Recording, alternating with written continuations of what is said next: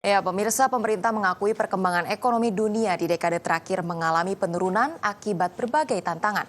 Mulai dari perang dagang Amerika Serikat dan Tiongkok, pandemi COVID-19 hingga perang Ukraina. Meski demikian, pemerintah mengakui perekonomian dalam negeri lebih cepat pulih dari mayoritas negara lain di dunia.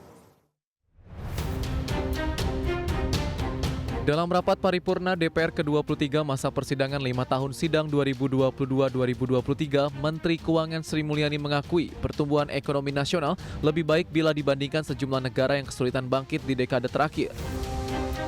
Menurut Sri Mulyani, perkembangan ekonomi dunia di dekade terakhir tak bisa dipungkiri mengalami penurunan akibat berbagai tantangan, mulai perang dagang antara Amerika Serikat dan Tiongkok, pandemi COVID-19 hingga perang Ukraina-Rusia.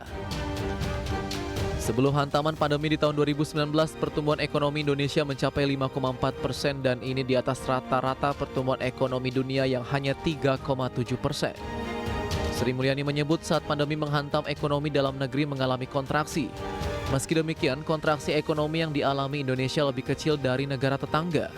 Ekonomi Indonesia tumbuh 3,7% di 2021 dan 5,3% di 2022. Capaian ini membuat perekonomian dalam negeri lebih cepat pulih dari mayoritas negara lain di dunia. Pencapaian ini menyebabkan Indonesia menjadi salah satu negara yang dapat pulih dari tekanan pandemi COVID dengan cepat dibandingkan mayoritas negara-negara lain di dunia.